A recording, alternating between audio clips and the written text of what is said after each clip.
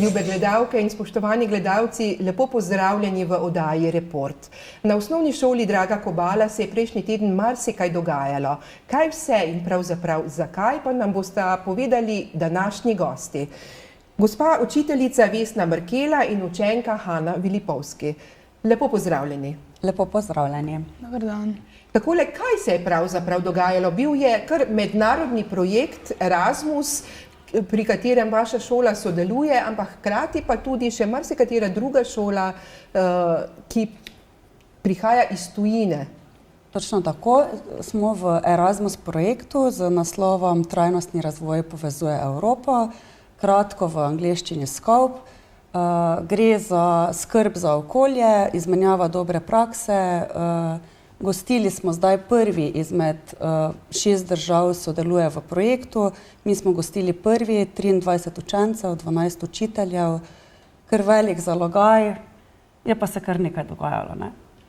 Dogajalo se je ogromno pravzaprav, kaj ne, Hana. Ni se pa dogajalo samo prejšnji teden. Na to srečanje, na ta projekt ste se pravzaprav pripravljali učenci že čez leto. Ja. Kaj vse ste počeli pravzaprav, ne? Ukvarjali ste se predvsem z okoljem in z vodo, kaj ne? Ja, šli smo na Aquasystems Dogoše, pa so nam tam se razkazali, kako čistijo vodo pa to. Potem na Pohorje smo šli, da bi pokazali temperaturno inverzijo, ampak glede na to, da se je projekt zamaknil za 1 leto, smo pač tisto temperaturno inverzijo, ki je v februarju tako zelo izrazita, smo malo slabše lahko prikazali, ampak je pa bilo potem vodni virje na Pohorju, razlika med vodnimi virji v dolini, tako da smo lahko to primerjavo pogledali. Dotaknili smo se ekologije, v razredu ste...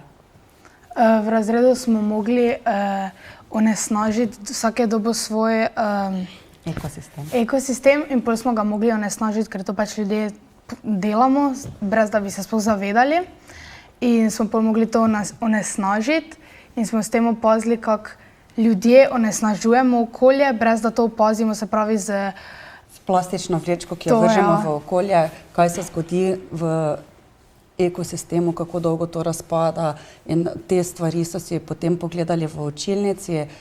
Učiteljica za kemijo nam je predstavila tudi s pomočjo kemijskih poskusov reakcije različne vode in različnih elementov, kako se kaj reagira. Potem pa smo tudi šli si pogledati Postojnsko jamo, pa so videli človeško ribico. Potem pa smo tudi v Ljubljano šli, pa so malo v Ljubljani vse pogledali. En dan smo tudi Maribor si pogledali, ampak nažalost je bilo slabo vreme, tako da nismo mogli, drugače bi mi učenci mogli predstaviti Maribor, ampak je bilo slabo vreme, ta je učitelj predstavil, pa smo malo mogli pohiteti. Tako da... Dejansko se je dogajalo, ne, Hana, tako, se pravi, nekaj strokovnega, hkrati pa zagotovo tudi družabni del, ste se spoznali z temi učenci. Razpon let je bil pravzaprav kar malce večji, ne, med 12 in 16 let, to pa verjetno tudi zaradi tega, ker imajo v tujini malo drugače organizirano osnovnošolsko izobraževanje, kaj ne?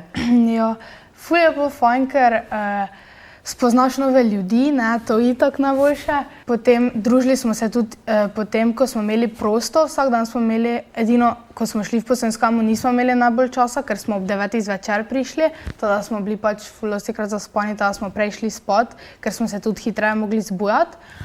Smo pa drugače imeli prosti čas, takrat pa smo se zmenili, pa smo se pol skupaj družili, pa smo šli na kavo, pa to, da smo jim še malo pokazali. Gospa Mrkela, takole, se pravi, marsikaj se je dogajalo, ne? Tako kot sem prej omenila, ne, prišli so učenci z različnih šol, kjer imajo drugače organizirano osnovno šolo, ne, pa vendar na podoben način so spoznavali okolje, skrb za vodo in marsikaj drugega. Točno tako, iz različnih držav. Največja težava se je pri nas pokazala v jeziku, saj določene države niso tako vešče v angleškem jeziku, tako da jaz bi pohvalila naše učence, ki so zelo dobro vse izpeljali, pa še enkrat iskrena zahvala sploh staršem, ki so gostili te tuje učence, saj so učenci, ki so prišli, so stanovali in živeli z našimi učenci, da so starši dobili enega ali dva otroka zraven, ne. In ja, smo malo primerjali situacijo v tujini in pri nas srečujemo se vsi s podobnimi težavami, sploh onesnaženost okolja je velik problem v Evropi. V naših krajih so bili vsi navdušeni nad zeleno pokrajino, v pravem času so bili tu, če bi bilo to februarja, bi verjetno bilo malo drugače, ampak ja, odlično je bilo. Takole si tudi ti gostila, so bili tudi pri vas učenci. Kako ste se ujeli, ste se tudi potem zvečer kaj pogovarjali, tako bomo rekli, ne nujno ravno zasebne stvari, pa vendar tisto, kar so sami opazili, ne? Kot je rekla učiteljica, neko primerjavo zelena Slovenija z okoljem, kakršnega imamo in onesnaženjem tudi verjetno, kakršnega imamo. So rekli, je tam mogoče več ali manj?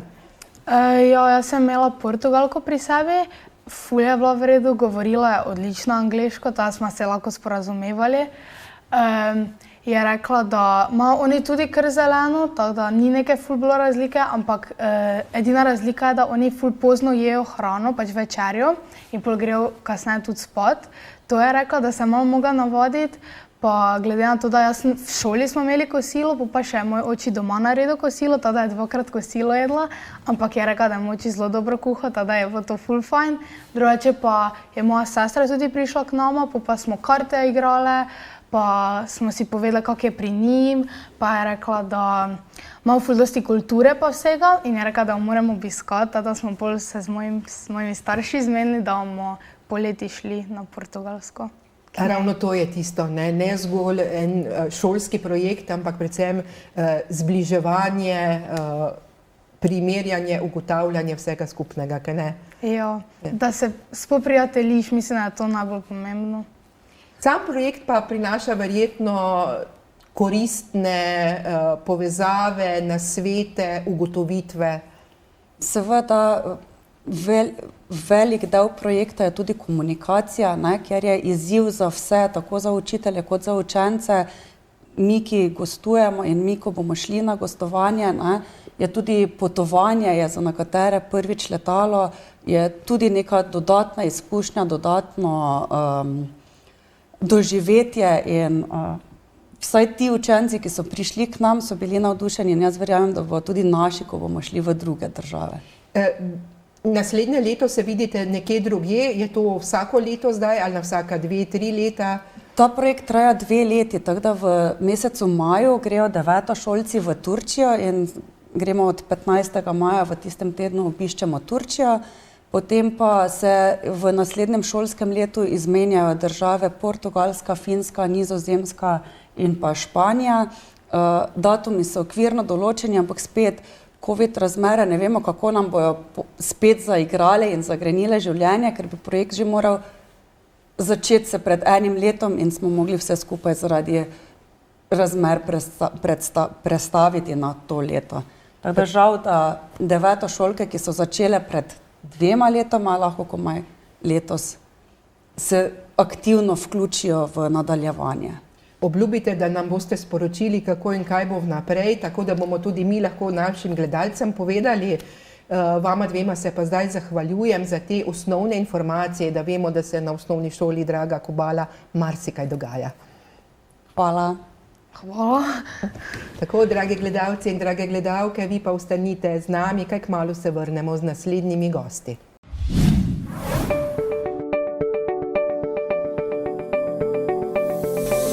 Ljube gledalci in spoštovani gledalci, čez nekaj dni bodo marsikje po Sloveniji zagoreli kresovi. Na predvečer praznika dela je namreč v Sloveniji že takšna tradicija. In tako bo tudi v Rušah. Kaj vse se bo dogajalo in kdaj se bo pravzaprav že začelo, pa nam bo povedal Žan Krajnc iz Mladinskega društva Ruše v srcu. Lepo pozdravljeni. Lep pozdrav za začetek. Takole, Kresovanje zagotovo bo, pa vendar se bo že v popoldanskih urah začelo dogajanje, kaj ne? Seveda res je, kresovanje bo. Letos smo organizatorji kresovanja Mladinsko društvo Ruše v Srcu v sodelovanju z gasilskim društvom Smolnik, občino Ruše in seveda z Zavodom Šport Ruše. Skupaj smo pripravili zelo pester program, od kresa do baklade, otroškega programa. Torej za vse generacije. Seveda, gledali smo na vse generacije, kot se to tudi za tak dan spodobi.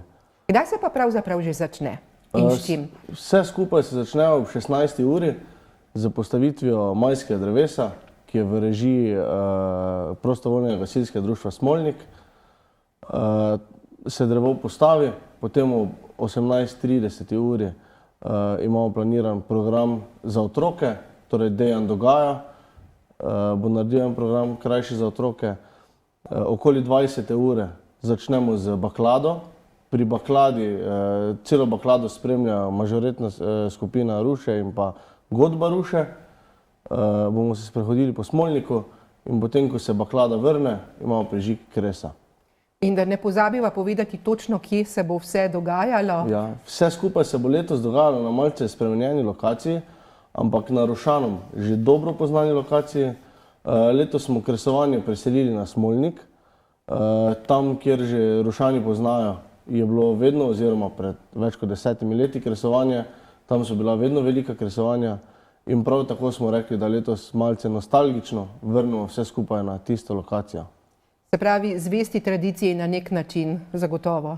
Seveda, mi smo, seveda v našem društvu smo sami Rošani, povezali smo tudi več organizacij v Rušah, zato smo se nekako skupaj odločili, da je najboljša lokacija ali pa zelo dobra lokacija Smolnik, kjer imamo dovolj prostora in pa tudi kresni ogenj lahko prižgemo v miru. Torej, dogajalo se bo na prostem, bo kakšen prireditveni šotor postavljen, kaj se bo zgodilo v primeru dežja? Mi zaupamo na lepo vreme. Zaenkrat je napovedano lepo vreme, šotora nismo predvideli, ker je pa vse skupaj blizu potoka Lubnica. Priporočam vsem obiskovalcem, da se toplo oblečejo, da ne bo grela samo glasba in pa pijača.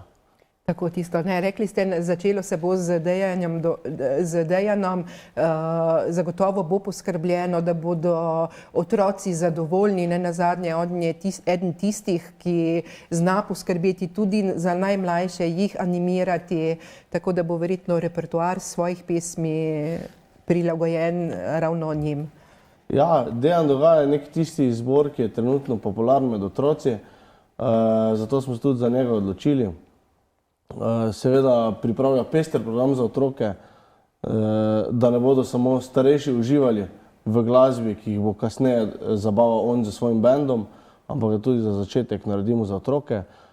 Prav tako bomo za otroke imeli napihljiva igrala, kjer bodo se lahko malo ogrevali in razgibavali. Tako da smo gledali, da poskrbimo za vse generacije. Kako je pa s pohodom z baklami? Se je treba to kaj posebej prijaviti ali lahko ljudje pridejo kar in odidejo na pohod? Na pohod z baklami se ni treba posebej prijaviti, saj smo relativno v kratkem času in pa je bila prevelika zmeda. Zato smo se odločili, da neko količino bakl imamo. Za baklado ta del poskrbi Klub študentov Ruš, Selnice in Lovrenca. In bodo oni tiste bakle razdelili ob spremstvu gasilcev zaradi požarne varnosti in pa godbe in pa mažoretk. Se bo vse skupaj, bo šla cela baklada čez Smolnik med bloki, tam, kjer je manj prometno in bomo pač to čim bolj zavarovali. Bakle kot take, jih imamo večjo količino, žal pa bi želel, da če kdorkoli ostane brez bakle, ga bi prosil, da ne bo slabe volje, ampak da se baklade vseeno udeleži. Nazadnje si lahko svetimo tudi na drugačen način, da recimo, da vzame kdo kakšno svetilko zraven, Res je, res. Tako pa izimprovizira. Že tradicija pa je tudi sodelovanje pihalne godbe in mažoretk, to je tudi tisto, kar ostaja. Ja, res je, to je tisto, kar ostaja. V Rušah je poznano, da na otvoritvi kakšne prireditve velikokrat zaigra godba Ruše in pa za svojimi gibi to povesterijo Mažoretke. Tako smo se mi odločili tudi za letošnje leto, da nam celo baklado spremljajo, kot je bilo to že v praksi pred leti, da ponovimo isto zadevo in spremljajo celo baklado godba Ruše in pa Mažoretke. Kar pomeni, nahodili se bodo in naigrali. Seveda. Sam prižig kresa pa je predviden za ob 9. uri, takrat, ko se že zmrači. Tudi za to je verjetno že poskrbljeno, že mogoče material za kres stoji oziroma ga še urejate? Material za kres trenutno še ne stoji. Še ni na kupu za kresni ogenj. V letošnjem letu poskrbi občina Ruše in pa režijski obrat. Tako da to smo se dogovorili, da to prepuščamo njim. Mi jim zaupamo, poznajo, kakšni so bili kresi včasih v Rušah in upamo, da bo letos tudi kaj takšnega.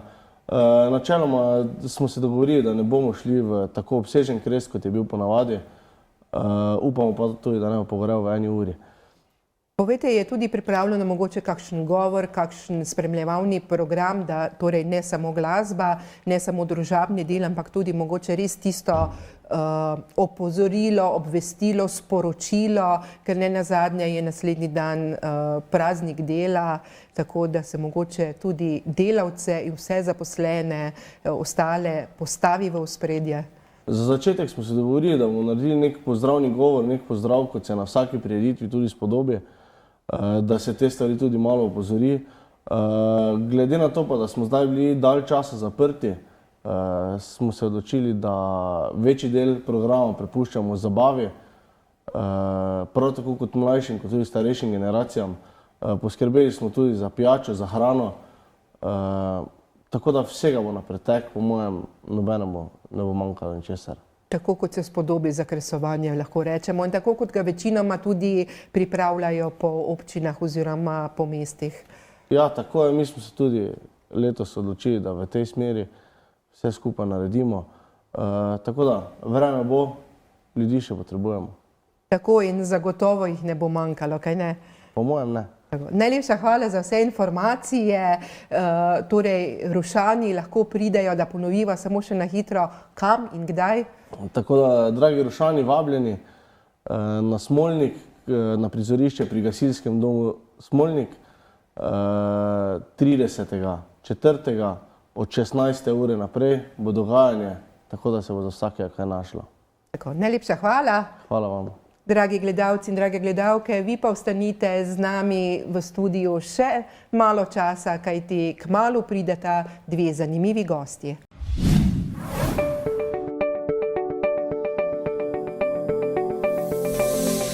Ljube gledalke in spoštovani gledalci, pozdravljeni v studiu BKTV. V oddaji Report gostimo 2 zanimivi gostje, ki sta pripravili utrinke. Pa ne to kar kakršnekoli utrinke, ampak utrinke na osnovi glasila občine Hoče - Slivnica. To sta gospa Marija Cvetko in Breda Gerem. Kako in zakaj sta pa uredili te utrinke, pa nam boste povedali sami. Lepo pozdravljeni. Dobar dan. Takole, gospa Marija Cvetko, vi ste tisti, ki ste pravzaprav utrinke uredili. Utrinki so torej glasilo občine Hoče - Slivnica, ki ga vsako leto izdajo, tudi večkrat na leto, če je potrebno. O njem zvedo občani in občanke marsikaj, kaj se dogaja po krajevnih skupnostih, po društvih, pa vendar vi ste se odločili to urediti v knjigi na malo drugačen način. Tako. Zdaj, pred 9 leti sem začela razmišljati, zakaj ne bi iz utrinkov iztrgala, izrezala besedila, ki se nanašajo na kulturno-umetniško društvo, to je se pravi mešani pevski zbor. Takrat, seveda, največja težava je bila to, ker od leta 2002 pa do 2022 mi je manjkalo ogromno utrinkov. Tako sem prosila občino Hoče - Slivnica, tam je precej pomagala z temi utrinki, potem sem pa hodila po hišah, pa sem dobila glavnem pri starejših, ti vedno hranijo te utrinke in tako sem zbrala ogromno število utrinkov in začela z delom. Najprej sem začela z kulturno-umetniškim društvom in potem, ko sem videla, da so še drugi članki zanimivi in sem začela zbirati to po dejavnostih. To se pravi, potem sem pa zbrala o dramski skupini Samotarji, potem so bili cerkveni pevski zbor svetega Jurija Hoče, čebelarsko društvo Alojza Grajfa, krajevna skupnost Reka Pohorja, krajevna skupnost Rogoza, krajevna skupnost Slivnica in krajevna skupnost Orehova Hotinja vas. In tako so nastale zdaj teh 9 knjig. Gospa Gerem, vi pa ste bili pri tem tudi v veliko pomoč. Ja, v bistvu sem jaz pomagala Mariji. Ona je vodila vse, jaz sem pa potem sodelovala pri raznih dodatkih, mogoče iskala kakšne stare fotografije, prispevke, potem razna vabila, plakate in podobno. V glavnem sem začela sodelovati pri knjigi Kulturno-umetniško društvo Hoče, ostalo pa je potem prišlo samo po sebi. In prav ta knjiga Kulturno-umetniško društvo Hoče je za društvo zelo pomembna. Marija je tudi pevka v mešanem pevskem zboru in smo dejansko to knjigo posvetili obletnicam Kulturno-umetniškega društva, kjer delujejo 3 sekcije. Letos oziroma v lanskem letu smo praznovali 40 let tamburašev in pohorskih rogistov in pa 30 let mešanega pevskega zbora. Dejansko, gospa Marija, to pomeni, da ima vsaka krajevna skupnost oziroma vsako društvo te utrinke zbrane na tak način zdaj, da se lahko tudi predstavi, da lahko nekdo, ki ne pozna delovanja društva, kako je nekoč bilo, kako je sedaj, vidi ravno v eni od teh knjig, kaj se dogaja. Ker te knjige so pa v knjižnici v Hočah, potem jih imajo tudi Vegec, to se pravi občina ima en izvod teh knjig in knjig se je tudi ogromno kupilo. Imamo na primer, vsako društvo je dobilo ne vem koliko knjig in zdaj lahko oni iz teh knjig vidijo, kaj smo mi vse naredili, kaj so oni naredili. In to je neka lepa zgodovina vseh knjig. Na tak način lepo predstavljeno in prejšnji teden ste tudi vi predstavili te knjige in dobili v zahvalo tudi tale lep šopek, ki krasi danes studio naš, ne? Ste pa verjetno tudi ponosni tako na knjige, kot tudi na zahvalo, ki ste jo dobili. Res je. Pri teh letih si nisem predstavljala, da bom jaz tole lahko ustvarila. Potem pa iz knjige v knjigo sem videla, kakšen interes je po posameznih društvih in v krajevni skupnosti. In tako so zdaj nastale te lepe knjige. Gospa Gerem, zagotovo pa se vajino delo zdaj ne bo ustavilo, ampak boste nadaljevali. Ja, gospa Marija Cvetko je pri vseh teh knjigah, moram reči, pri izbiranju prispevkov iz utrinkov pripravila še celo vrsto drugih področij. Naprimer športno društvo Hoče, potem gasilci. Balinarski klub.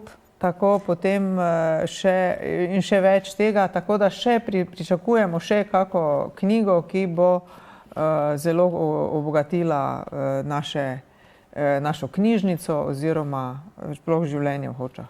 Rada bi še rekla, da imam že pripravljeno osnovno šolo Hoče, podružnica Reka, vrtec Hoče in vrtec Slivnica, Rogoza in osnovno šolo Slivnica. Tako da tukaj je vse napeljano, samo moramo še malo skenirati, malo popraviti, malo dodati. Ne nazadnje, če pa ima kdo kakšne informacije o vseh teh društvih, v katerih je že bila knjiga napisana, ali pa o tistem, kar pa želi tudi, da bi se na nek način dokumentiralo, shranilo in kasneje prikazalo, pa se lahko tudi obrne na eno ali na drugo, kaj ne? Tako.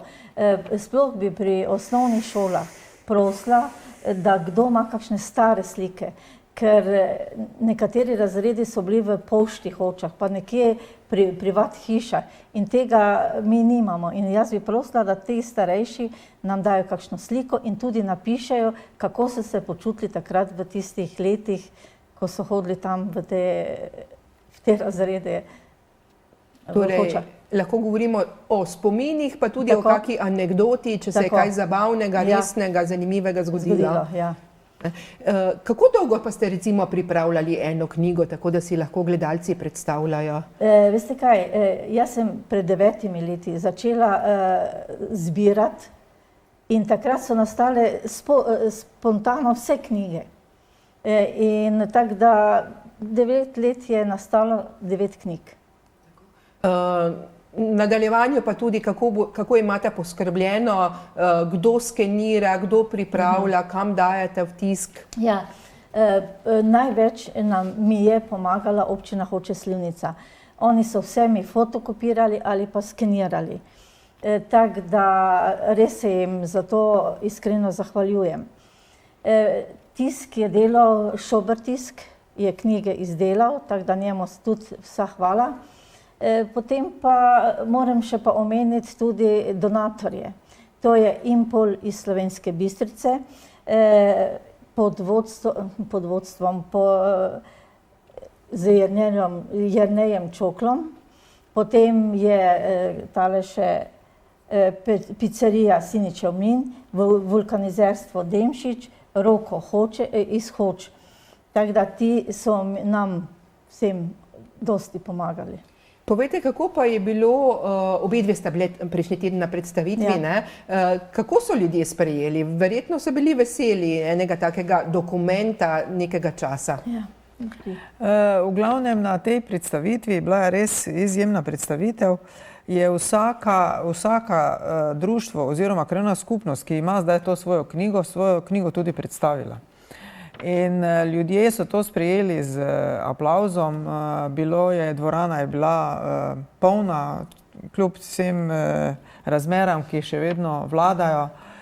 Tako da je res predstavitev teh knjig mogoče prišla v širši krog ljudi, ker to je zdaj, ko je bilo, društva so vedela za to, potem posamezniki iz krajevnih skupnosti so vedeli za knjige, tako pa je zdaj to prišlo v širši krog in mislim, da bo to še z predstavitvijo knjižnice, ki je tudi predstavila te knjige, da so si jih lahko ljudje pogledali, to širšemu krogu ljudi predstavljeno. Tako, evo, najlepša hvala, da ste se oglasili tudi pri nas v studiu in pokazali na te knjige, ki bodo zagotovo privabile še marsikoga drugega. Hvala vama. Hvala za povabilo. Dragi gledalci in drage gledalke, vam pa do prihodnjič, do naslednje oddaje. Nasvidenje.